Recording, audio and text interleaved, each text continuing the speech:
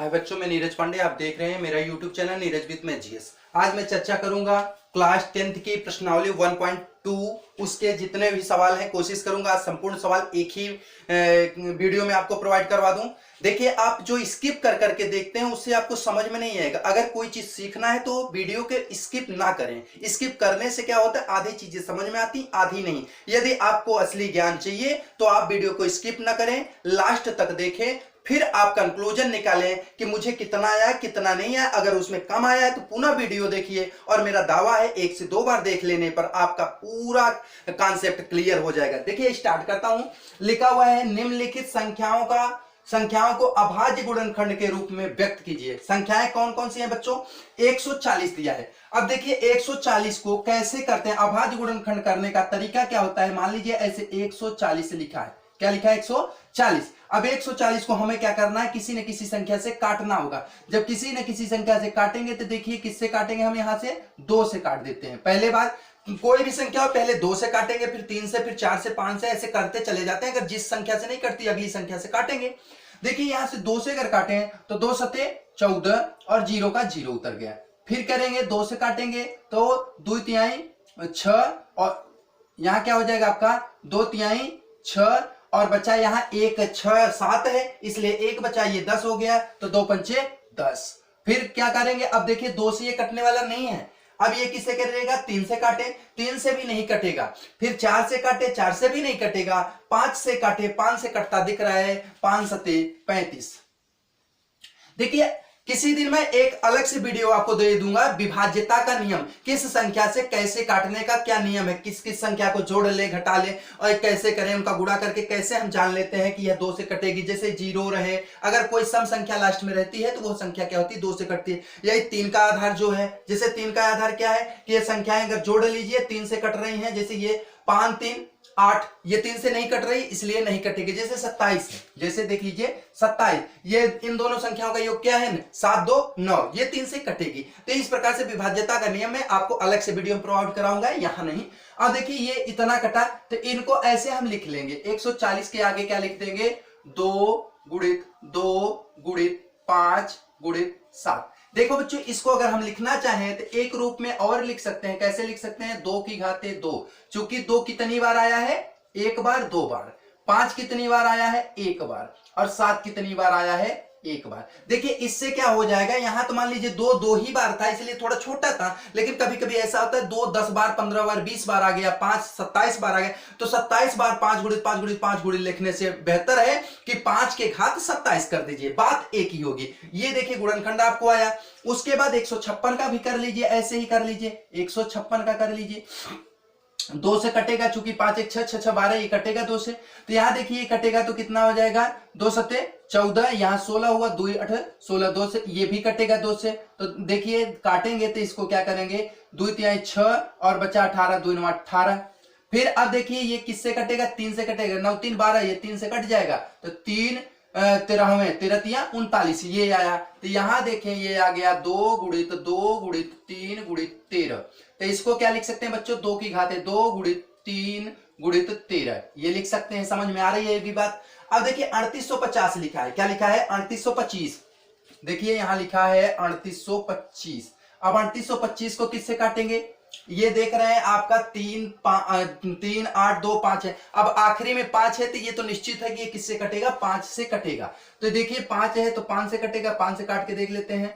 5 सते 35 आया। उसके बाद बचा क्या, यहाँ 5 सते 35, 35 3 38 होता है, 32 बता, तो क्या हो जाएगा 5 6 30। फिर बचा 25, 5 बचा 25 कट गया, पुनः 5 से काटिए, 5 1 का 5, फिर कटेंगे 2 क्या हुआ, 2 बचा यहाँ, चूंकि 5 1 का 5 5 2 7 होता है, 2 बचा यहाँ, तो 2 5 26 हुआ, 5 बचा 25, और फिर बचा 15, 5 तिहाई 15। अब 153 आ गया। अब 153 किससे कटेगा, 153 किससे कटेगा, 5 1 6 और 3 9, ये 3 से कट जाएगा। 3 से काटिए, देखिए 3 से काटेंगे, 3 5 15, 3 1 का 3, 3 5 15, 3 1 का 3 कट गया। पुनः काटिए किससे, 5 1 6 3 से कटेगा, तो 3 1 का 3 बचा 2 21, 3 सते 21। अब देखो 17, और 17 किसी से कटेगा नहीं, 17 चूंकि अभाज्य संख्या है। अतः हम क्या लिख देंगे यहाँ बच्चों, 5 3 गुणित 3 3 गुणित 3 गुणित 5 गुणित 5, 2 बार 5 आया है, गुणित 17। अब इसको आगे अगर हम लिखना चाहें तो लिख सकते हैं 3 के घाते 2 गुणित 5 के घाते 2 गुणित 17, ये लिख सकते हैं। ये रहा अभाज्य गुणनखंड। उसके बाद अगला है बच्चा 5005, इसको भी काट के देख सकते हैं। 5 से काटें, 5 से काटेंगे तो 5 का 5। अब 0 0 है तो 0 0 उतार लीजिए आप, 1।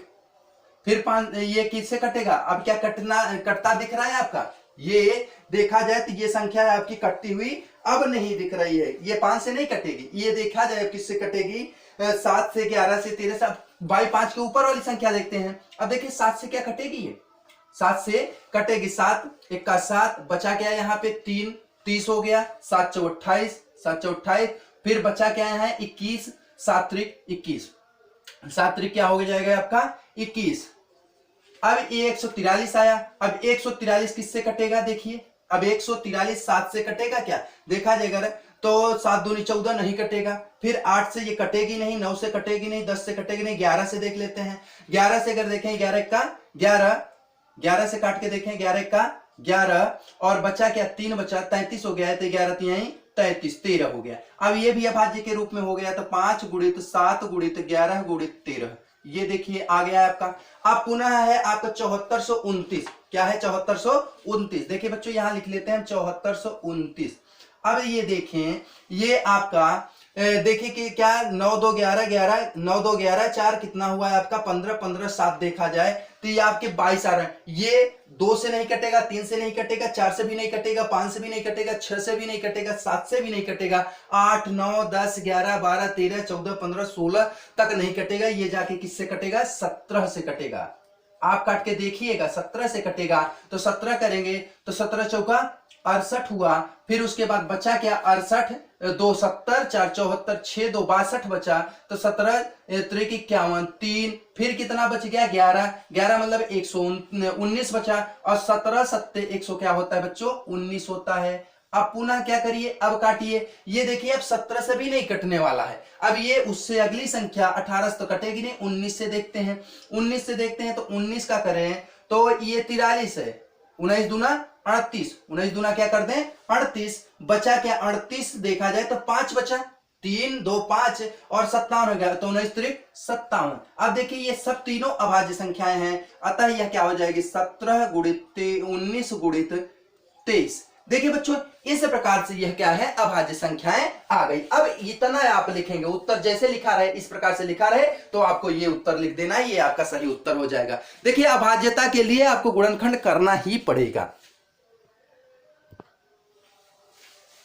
देखिए बच्चों ये आपका दूसरा सवाल है, पूर्णांकों के निम्नलिखित युग्मों के एचसीएफ और एलसीएम ज्ञात कीजिए तथा इनकी जांच कीजिए कि दो संख्याओं का गुणनफल बराबर उन दोनों संख्याओं का एचसीएफ इंटू एलसीएम है, ये प्रूव करना है आपको। तो देखिए पहले तो हम इन दोनों का क्या कर लें, अभाज्य गुणनखंड निकाल लें। 26 का 91 का अभाज्य गुणनखंड निकालने के लिए हम 26 का गुणनखंड कर लेते हैं। 26 का गुणनखंड सबको पता है 13 दूनी 26, 2 गुणित 13 हो जाएगा।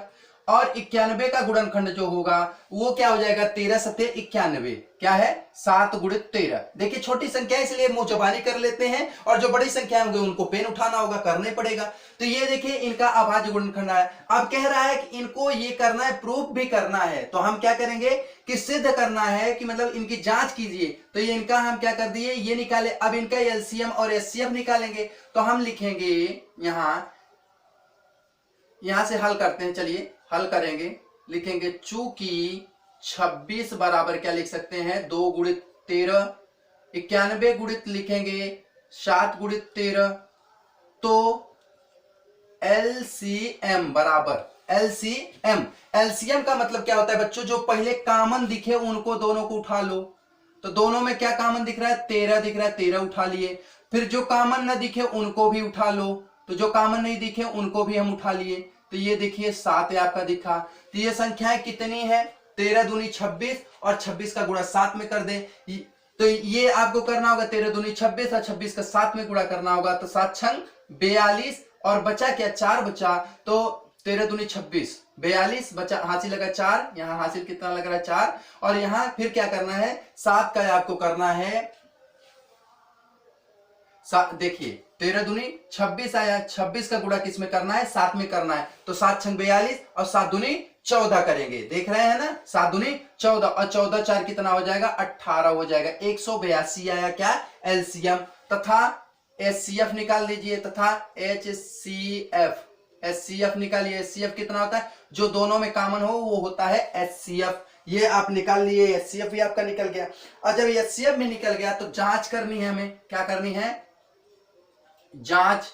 तो जांच क्या करेंगे, दोनों संख्याएं क्या है 26 गुणित 91 और बराबर एचसीएफ गुणित एलसीएम। तो यहाँ 26 गुणे 91 करें तो 26 एक्का 26, यहाँ क्या करें हम 26 एक्का 26 कर सकते हैं। और उसके बाद देखा जाए यहाँ 26 है आपका, तो 26 एक्का 26 6 आएगा। और उसके बाद अगर इसका गुणा हम करके देखें तो ये टोटल 2300 क्या आ जाएगा 66। ये कितना आ जाएगा 2366। अब देखा जाए 26 एक्का 26 और 26 नवैया 200, 26 नवैया क्या हो जाएगा 224 और 24 में 2 जुड़ जाएगा 226 हो जाएगा। और आगे क्या करना है आपको 182 गुणित क्या करना है एचसीएफ 13 का गुणा। तो ये भी गुणा करेंगे बच्चों, तो ये भी कितना आ रहा है 2366। देखिए मैं ये गुणा पहले कर चुका हूं, इसलिए यहां जब सब कुछ प्रोसेस यहीं पे करूंगा तो बहुत समय लगेगा, इसलिए कुछ चीजें पहले करके देख लेता हूं कि क्या कितना शार्ट हो सकता है।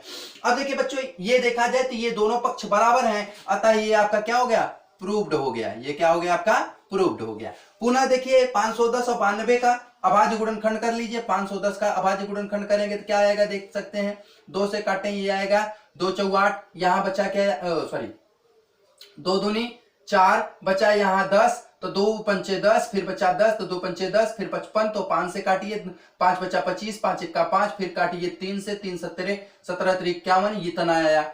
ये कुल मिलाकर के 510 का अगर गुणनखंड करें तो 2 गुणित 3 गुणित 5 गुणित 17 आया। उसके बाद यहाँ लिखना चाहे तो लिख सकते हैं आप, हल यहाँ इस तरफ हम कर रहे हैं हल। तो 510 बराबर क्या आया 2 गुणित 3 गुणित 5 गुणित 17। उसके बाद अब क्या करना है 92 का, तो 92 का हमें गुणनखंड करना है, तो 92 का भी देख लेते हैं। 23 चौका 92 होता है शायद, तो 92 का करें तो 2 से कटेगा, 2 से कटेगा तो ये क्या आ जाएगा 2 चौक 8, फिर बचा 12, तो 2 छंग, फिर 2 से काटें तो 2 दूनी 4, 2 3 6 आया 23 चौका 92। तो 23 चौका 92 करें तो 2 गुणित 2 गुणित 23। अब इसमें एलसीएम निकालते हैं। एलसीएम निकालने का और एचसीएफ निकालने का आप सभी को तरीका पता है। एचसीएफ जो कॉमन हो तो कॉमन क्या दिख रहा है, केवल 2 कॉमन दिख रहा है, तो एचसीएफ तो 2 हो जाएगा।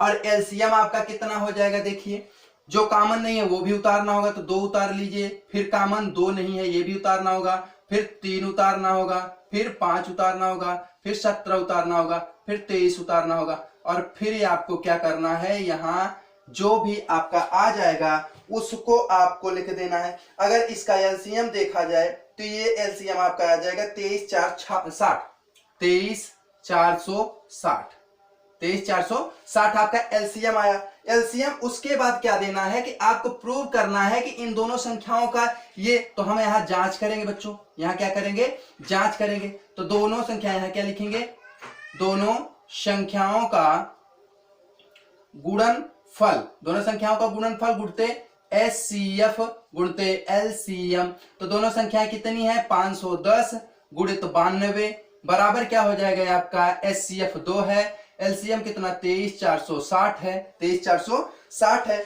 अब इन दोनों संख्याओं का अगर हम गुणा करके देखें तो ये हमें क्या प्राप्त हो रहे हैं 46,920। कितना प्राप्त हो रहे हैं 46,920। अब इधर भी गुणा करेंगे तो ये भी आएगा 23,460 है, तो 23 दूना कितना होता है 46 ना होता है, 23 दूना 46 होता है। और 400 दूना क्या हो जाएगा 800, और 60 दूना 120, तो कितना हो जाएगा 8 एक 900, 920। इस प्रकार देखा जाए तो ये भी आपका प्रूफ हो गया। अब तीसरा जो आपका स्टेप लेना है वो क्या है, ये 336 और 54 का, 336 54 का हम पहले क्या करते हैं 336 को ऐसे लिख लेते हैं, 336 और 54 इनका क्या करेंगे हम अभाज्य गुणनखंड कर देंगे। तो 336 का अभाज्य गुणनखंड क्या हो जाएगा 2 की घात 2 गुणित 2 गुणित 2 गुणित 2 गुणित 3 गुणित 7। उसके बाद देखा जाए तो इसका 54 का क्या होता है 18 त्रिक 54 होता है, तो 18 त्रिक 54 मतलब 2 गुणित 3 गुणित, चूंकि 6 त्रिक 18 होता है, क्या होता है 6 त्रिक 18, तो 2 गुणित 3 गुणित 3 और गुणित 3। देखा जाए 3 त्रिक का 9 त्रिक तीन त्रिक देखा जाए, 3 त्रिक का 9 त्रिक 27, 27 दूना 54, ये सही है। तो इनका पहले एचसीएफ निकाल लीजिए। एचसीएफ क्या हो जाएगा, जो कॉमन रहेगा वो एचसीएफ, 2 कॉमन है 3 कॉमन है, तो 2 कॉमन 3 बराबर 6, तो एचसीएफ आया। उसके बाद एलसीएम क्या आएगा, एलसीएम जो कॉमन है वो भी आया, जो नहीं कॉमन है वो भी आएगा। तो 2 तो कॉमन उठा लिए थे हम। उसके बाद ये 2 बचे हुए हैं, तो इन दोनों को 2 को ले लीजिए। और क्या बचा हुआ है, यहाँ 7 बचा, उस 7 को ले लीजिए। फिर क्या बचे आपके, 3 बचे। फिर क्या बचा है आपका, 3 बचा। तो टोटल संख्याओं का गुणनफल, गुणनखंड हम कर लेंगे। तो इनका एलसीएम है आपका देखा जाएगा, तो एलसीएम है आपका क्या आ जाएगा, ये निकालना है आपको। क्या निकालना है यहाँ पे, दोनों संख्याओं का एलसीएम निकाल लेना है। तो दोनों संख्याओं का अगर हम एलसीएम निकालें तो 30 24 आएगा। कितना आएगा, 30 24। कैसे आएगा देखा जाए, 2 3 6, 6 दूनी 12, 12 दूनी 24, 24 तीन कितना होता है, 24 3 72, 72 72 तीन करें तो 772, तो तीन तो 70 तीन क्या हो जाएगा, 210, और 210 2 3 6 216, और गुणते 7 कर देंगे तो ये हो जाएगा 324। तो हम पुनः अब जांच करेंगे बच्चों, जांच करेंगे तो यहाँ क्या आएगा, दोनों संख्याओं का गुणनफल, दोनों संख्याओं का गुणनफल, संख्याओं का गुणनफल बराबर क्या हो जाएगा, एचसीएफ इंटू एलसीएम। तो ये दोनों संख्याओं का दोनों संख्याओं का गुणनफल कितना होना चाहिए, 336 गुणते 54 बराबर क्या आना चाहिए आपका, 6 गुणित 3024, 6 गुणित 3024। तो ये आ रहा है आपका 18,144, 18,144। इधर भी गुणा करके आप देखें, इसको गुणा कर देते हैं, 6 चौ 24, 6 दूनी 12, 12 2 14, फिर 14 का 14 उतर जाएगा चूंकि यहाँ 0 है, फिर 6 त्रिक 18। देख रहे हैं बच्चों, यहाँ 18,144 आया। इस प्रकार से ये आपको समझ में आया होगा कि अभाज्य गुणनखंड करिए, उसके बाद एलसीएम लीजिए, फिर एचसीएफ लीजिए, उसके बाद आगे करना, ये समझ में आया होगा। देखिए बच्चों, अगला सवाल आपका तीसरा है, अभाज्य गुणनखंड विधि। ये ध्यान दीजिएगा, ये एनसीईआरटी आधारित जो बुक है उसी से मैं करा रहा हूं। तो ये क्या है, अगला सवाल है, अभाज्य गुणनखंड विधि द्वारा निम्नलिखित पूर्णांकों के एचसीएफ और एलसीएम ज्ञात कीजिए। तो देखिए 12 15 21 है, इसका अभाज्य गुणनखंड क्या होगा, पहले तो देख लीजिए 12 का गुणनखंड क्या होता है, 4 तिहाई 12, मतलब 2 गुणित 2 गुणित 3। फिर 15 का क्या होता है, 15 का होता है 3 5 15। फिर 21 का क्या होता है, 3 7 21। तो यहाँ एलसीएम क्या होगा, एलसीएम और एचसीएफ। तो एचसीएफ जो तीनों में कॉमन दिखे, तो तीनों में 3 कॉमन है, तीनों में क्या है, 3 कॉमन है, इसलिए 3 ले लिए। तो एचसीएफ तो केवल 3 होगा। एलसीएम क्या होगा, जो कॉमन होता है वो भी लेते हैं और जो कॉमन नहीं होता वो भी उतारते हैं। तो 2 गुणित 2 गुणित 5 गुणित 7। तो ऐसा करने पे बच्चों इसका गुणनखंड करें तो 2 3 6, 6 दूनी 12, 12 5 60, 60 7, तो 7 6 42, कितना हो जाएगा, 42, मतलब 420 आ जाएगा। तो इसका ये आया अभाज्य गुणनखंड एचसीएफ और एलसीएम। अब देखें 17 23 29 का, 17 23 29, 17 बराबर क्या हो जाएगा, 1 गुणित 17, और 23 का क्या हो जाएगा, 1 गुणित 23, और 29 का क्या हो जाएगा, 1 गुणित 29। तो यहां देखा जाए तो एचसीएफ जो होगा वो 1 होगा, चूंकि 1 ही सब जगह दिख रहा है। और एलसीएम जो होगा बच्चों, वह एलसीएम क्या हो जाएगा आपका, क्या हो जाएगा, 1 गुणित 17 गुणित 23 गुणित 29, 1 गुणित 17 गुणित 23 गुणित क्या हो जाएगा, 29 हो जाएगा। तो इन सब का क्या करना है, हमें गुणा कर लेना है। तो इसको अगर हम गुणा करेंगे तो 11,339 आ जाएगा आपका गुणनखंड, 11,339 आ जाएगा। चूंकि 17 का 1 में 17 का 17, फिर 17 गुणते 23 करें, 23 गुणते 29 करें, इसको जब गुणा करेंगे तो 11,339 आया। उसके पुनः बाद क्या करेंगे बच्चों, अब 8 का गुणनखंड करें तो 2 गुणित 2 गुणित 2 करेंगे।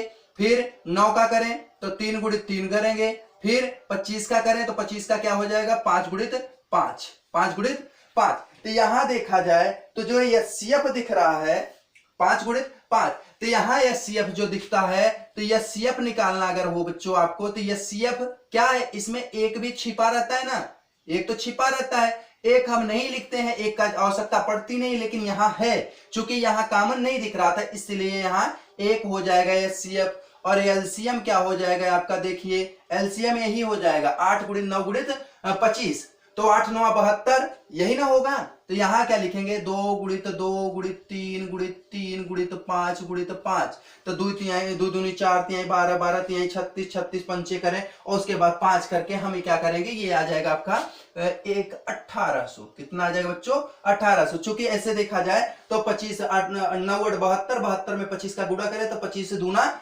50 और 25 सत्ते करें तो 25 सत्ते कितना हो जाएगा आपका, 25 सत्ते 175, 175 में 50 5 जोड़ेंगे तो 180 हो जाएगा। मतलब ये कितना हो जाएगा, 1800। कितना हो जाएगा, 1800। तो ये भी आपको समझ में आया होगा कि अगर एचसीएफ और एलसीएम निकालने को कहे अभाज्य गुणनखंड विधि से तो आप इसको निकाल सकते हैं।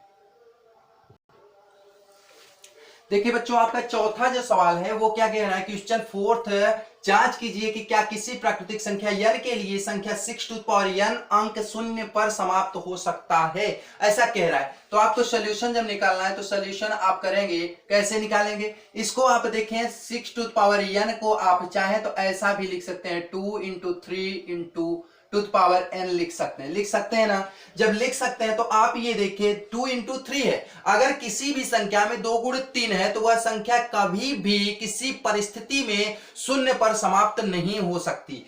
अगर यही संख्या में 2 गुणित 5 हो जाता तो यह संख्या समाप्त होती, लेकिन इसके अभाज्य गुणनखंड में 5 नहीं है, इसलिए यह क्या होगी, शून्य पर समाप्त नहीं होगी। यहां आप लिख सकते हैं, चूंकि 6 टू पावर n बराबर 2 इंटू 3 इंटू n हुआ, लिख सकते हैं अतः 6 के अभाज्य गुणनखंड, अभाज्य 6 टू पावर n के अभाज्य गुणनखंड में 5 नहीं है, अतः संख्या 6 टू पावर n शून्य पर समाप्त नहीं होगी। बस इतना ही लिखना है बच्चों, इसमें और कुछ नहीं। अगर यही 2 की घाते 5 2 गुणित 5 हो जाता, मतलब वो 10 बन जाता, तो वो शून्य पर समाप्त हो सकती थी, लेकिन ऐसी परिस्थिति नहीं आता, नहीं समाप्त होगी। देखिए बच्चों, आपका जो 5वां सवाल है वो क्या कह रहा है कि व्याख्या कीजिए कि 7 गुणित 11 गुणित 13 प्लस 13 और 7 गुणित 6 गुणित 5 गुणित 4 गुणित 3 गुणित 2 गुणित 1, मतलब 7 into 6 into 5 into 4 into 3 into 2 into 1 plus क्या 5, ये क्या है, भाज्य संख्याएं क्यों है, ये डिविजिबल क्यों है, ये डिवाइड क्यों होंगी, ऐसा आपको व्याख्या करना है। तो देखिए, व्याख्या करने के लिए कोई नियम नहीं है भैया, नियम बस इतना ही है कि व्याख्या करने के लिए इन सभी संख्याओं को पहले गुणा करिए, जो जोड़ने को कह रहा है जोड़ लीजिए, जो घटाने को कह रहा है घटा लीजिए, जो भाग देने को कह रहा है भाग दे लीजिए, और उसके बाद जो अंतिम संख्या बचे आपका शेष के रूप में बच जाए, योगफल के रूप में बच जाए, वह संख्या देखिए क्या वह भाज्य है कि अभाज्य। अगर वह भाज्य है तभी आप कह पाएंगे, इन संख्याओं को देख करके आप भाज्य नहीं कह सकते। तो उसको हम करेंगे, देखेंगे, लिखेंगे, चूंकि 7 गुणित 11 गुणित 13 प्लस 13, तो यहां क्या करेंगे, 11 सते 77 गुणित 13, तो 13 सते क्या करेंगे, हम यहां 13 का गुणा करेंगे। अब 13 का 7 में गुणा करें, 13 सते 91 आया, फिर उसके बाद 13 का 7 में करें तो 91 आया, 91 में हम 9 जोड़ देते, ये कितना हो जाएगा, 100 हो जाएगा। 91 में 9 जोड़े तो 100 और प्लस 13 कर दें तो ये क्या हो जाएगा भैया, 1014 आया, 1014। पुनः वो वाली संख्या ले लेते हैं, 7 गुणित 6 गुणित 5 गुणित 4 गुणित 3 गुणित 2 गुणित 1 प्लस 5। अब यहां देखा जाए तो 7 छंग 42 पंचे हम करेंगे, 42 पंचे करेंगे। तो अगर देखा जाए ऐसे कर लेते हैं, 2 3 6 6 24 24 पंचा करें तो 120 आता है, 120 छक्का करें तो 12 छंग 72 720 आ जाएगा आपका। कितना आ जाएगा, नहीं देखा जाए तो कितना आ जाएगा आपका, 2 3 6 6 24 24 पंचे करते हैं तो 24 पंचे 120 आता है। 120 जब 120 है, 120 का 6 में गुणा करेंगे तो वो क्या हो जाएगा, 120 12 छंग 72 720, क्या है आपका यहाँ 720। और 720 में अब फिर क्या करना है आपको, यहाँ आगे फिर पुनः आगे क्या कर देना है, गुणा कर देना है। तो गुणा करने पर आप देखेंगे कि संख्या प्राप्त क्या हो रही है, हमें संख्या कितनी प्राप्त हो रही है। कहीं गलती कर रहे हैं क्या, दो, एक दूना दो, दो तिहाई छः, छः चौ 24, 24 पंचे 120। 120 का गुणा हमें किस में करना है? संख्याएं 7 गुणित 6 गुणित 5 गुणित 4 गुणित 3 गुणित 2, यही तो संख्याएं हैं। तो जब इन संख्याओं का हम गुणा करेंगे तो ये गुणा हमें प्राप्त क्या हो जा रहा है? गुणा हमें प्राप्त क्या हो रहा है देखा जाए तो ये भी आना चाहिए, 1014 आना चाहिए, 1014 आए, या जो भी संख्या है हमें इससे फर्क नहीं पड़ता, जो भी संख्या आएगा उसको लाएंगे हम। तो देखा जाए तो क्या आ रहा है हमारा?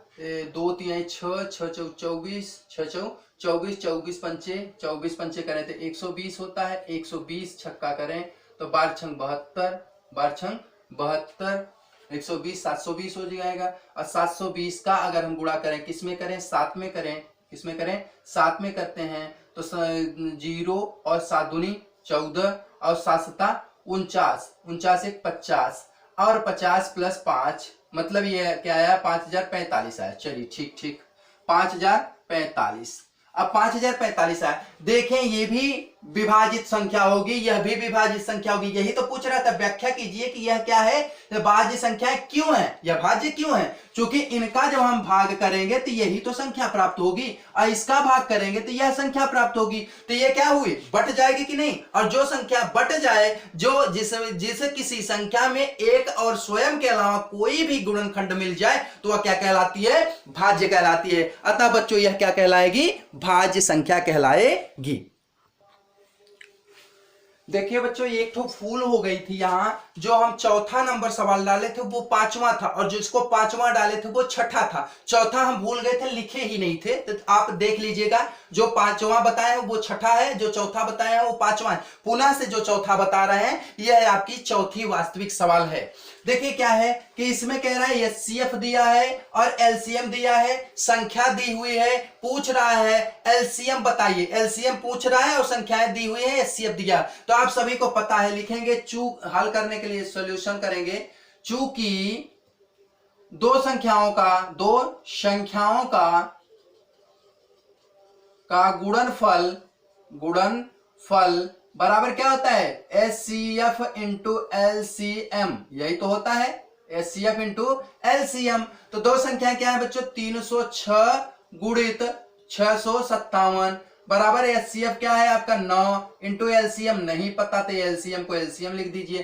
तो यहाँ एलसीएम बराबर क्या लिख सकते हैं? 306 गुणित 657 बटे क्या लिखेंगे? 9 लिखेंगे। अब इसको बच्चों काटेंगे तो काट कैसे सकते हैं? यहाँ है 9 त्रिक 27, फिर बचा क्या? 2 30 होगा ना, तो 9 30 26 आपका क्या हो गया? यहाँ 3 बचा 36 हो गया। 9 चौ 36, 9 चौ 36 तो 657। अब इसका हमें क्या करने लेना है? गुणा कर लेना है। जब इसका गुणा कर देंगे तो 22,338 प्राप्त हो जाएगा। क्या प्राप्त हो जाएगा बच्चों? 22,338 प्राप्त हो जाएगा। क्योंकि 24 का गुणा इसमें करेंगे, यह चीज प्राप्त हो जाएगा। यह आपको प्रूव करना था। अब आपकी इस चैप्टर की आखिरी सवाल 7वीं बच रही है, उसको करवा देता हूं।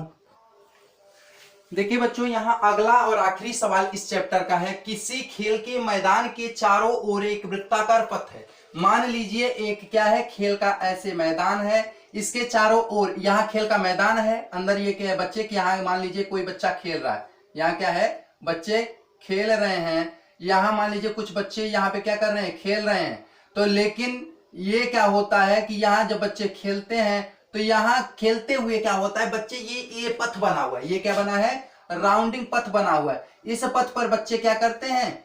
दौड़ते हैं। तो उसमें 2 बच्चा दौड़ रहा है, एक सोनिया लड़की है, दूसरा रवि लड़का है। वो दोनों क्या कर रहे हैं? इस पथ से दौड़ रहे हैं। और मान लीजिए यह इस पॉइंट से दौड़ना स्टार्ट करते हैं और इसी तरीके से दौड़ते हैं। ये इस तरीके से ऐसे दौड़ते हैं, मतलब दोनों एक ही पथ पर एक ही रास्ते से दौड़ रहे हैं, अलग अलग दिशा में नहीं, एक ही दिशा में और एक ही समय पर दौड़ते हैं। मान लीजिए कि यह किसी समय पे 12 बजे ये क्या होते हैं? चलना प्रारंभ करते हैं।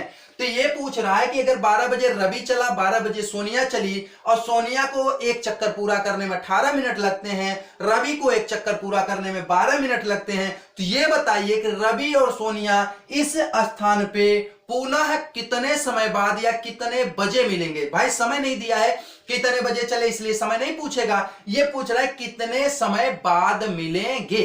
तो देखिए बच्चों ये समझ में आपको चित्र से आ गया, तो हल करते हैं हम। हल करने के लिए लिखेंगे, यहां लिखना होगा सोनिया के द्वारा एक चक्कर पूरा करने में लिया गया समय। क्या लिखेंगे? सोनिया के द्वारा एक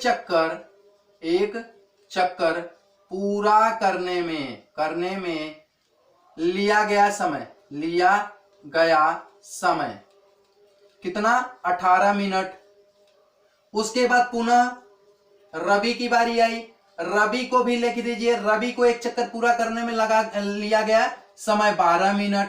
देखिए बच्चों वो 18 मिनट लिया, ये 12 मिनट लिया। और आपको एक चीज बता दें, कोई भी व्यक्ति अगर एक ही जगह से दो व्यक्ति चल रहे हैं और वो पुनः उसी में चक्कर लगा रहे हैं, तो पुनः उसी स्थान पे कब मिलेंगे वो निर्धारित करता है उसका एलसीएम, लघुत्तम समापवर्त। अगर उसका लघुत्तम समापवर्त निकाल लें तो निर्धारित हो जाता है वह कितने टाइम पे मिलेंगे। तो हम क्या करेंगे, तो यहां लिखेंगे अतः दोनों के समयों का लघुत्तम लिख सकते हैं या लिख सकते हैं दोनों के द्वारा लिए गए समय का एलसीएम।